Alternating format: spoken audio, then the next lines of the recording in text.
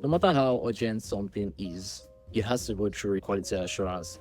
And part of the quality assurance also involves security vulnerability checks. Once you have your solution built, you want to take it to production, it has to go through QA, right? And QA basically ensures that things that your developer cannot see, they basically can spot it. Hey, welcome to the FinTech Frontlines by Cora. This podcast is a collection of timeless ideas on how to build, launch, and operate a fintech in Africa from the most experienced minds in African fintech. In this episode, Emmanuel Opara, engineering lead at Kuda Business, extensively talks about secure coding practices businesses can adopt to plug all loopholes and make their systems invulnerable to attacks.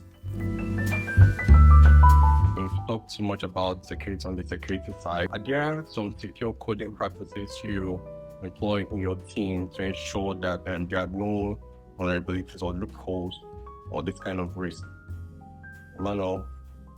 Things to look out for with respect to coding practice. I think I could just name a few, one of which is model validations. So if you basically create an API that receiving requests from whatever interface, you need to be sure that you are receiving the right request in the right format.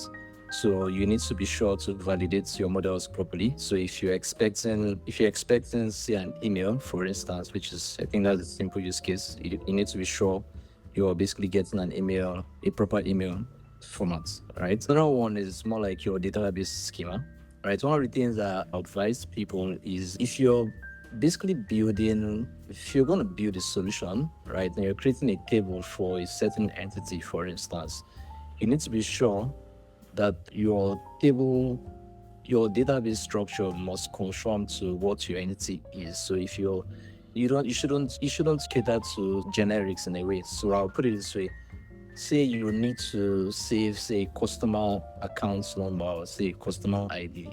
How many digits should that be?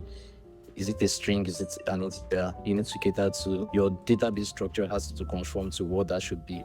Another thing is ensuring that you don't expose too much information when there's an error. So this is where customer exception comes into place. So if something fails, you should return something that informs the user properly, while not exposing information about the system. We've seen cases in the past on other institutions where it works in the past, cases where because you didn't really cater to a certain kind of error message or error, you're basically returning something that reveals some structural, some of your system structure. So these things are things that can actually lead you to exposure, because the guys outside are really very smart. The bad actors, these guys are really smart, and with little information, they can actually try to see how they can exploit the system. So having to cater to errors properly and basically returning useful information while not exposing sensitive data is actually very critical. Another thing that I don't know if it is common for most startups is keeping things like a checksum in place. And what I mean is sometimes people might be tempted to go to the database directly to adjust some data, right? A checksum basically keeps that in check. What that means is if you're going to save some records, you need to be able to take a few of those properties and generate something that basically identifies or basically keeps that more like a unique identifier for that particular record. So if that changes and you're trying to operate on that data, you have to compare that checksum. And if it doesn't pass your validation, then it means that something has been altered. There are quite a number of them. There's also the QA bit, which Felista mentioned earlier. No matter how urgent something is, it has to go through quality assurance. And part of the quality assurance also involves security vulnerability checks. Once you have your solution built, you want to take it to production, it has to go through QA, right? And QA basically ensures that things that your developer cannot see, they basically can spot it, right? And this is where different kinds of QA come into play. Your security testing is different from your functional testing, right? So this is actually a very critical thing that needs to be factored in when you're catering to engineering practices or coding practices. I think there's also data concurrency.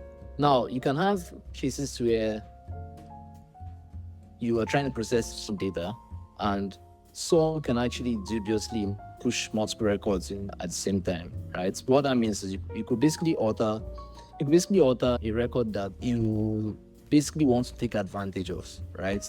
And I would use a balance case, for instance. You have an account that has a certain balance and you're trying to pass an entry into another account, for instance.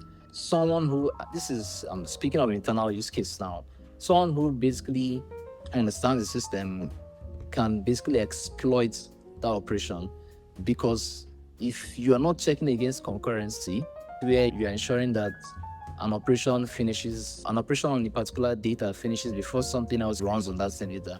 If you're not careful, someone can exploit that and pass around the entries, and that's basically to their favor. So there's basically a lot when it comes to coding practices.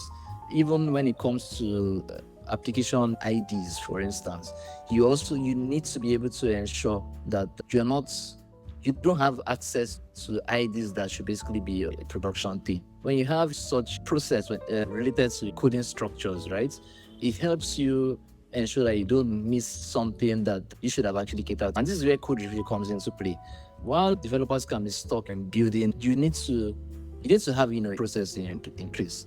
It could be a bi-weekly thing. It could be this is not your regular review for just a PR they're trying to push to a certain branch to go to production. No, I'm talking about like a dedicated session where you can actually review what is actually happening, right, within your code base. And this is not just this is within you and your team.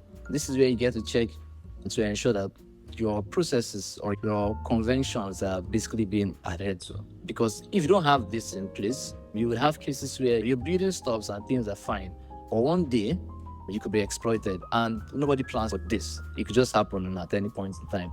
So while you're doing your regular day-to-day coding activity, there needs to be that period when you go back to look at what's actually happening. And with all these things in check, it basically just keeps you on guard to ensure that you're not losing up for external exploits. But yeah, I think these are some really vital and basic things that one needs to look out for when it comes to coding practices. Thank you for listening to this episode of the FinTech Frontlines. For businesses that are bullish on Africa, Kuda provides all the support you need to start and scale with delightful payment products for collections, payouts, and settlements. Learn more at KudaHQ.com.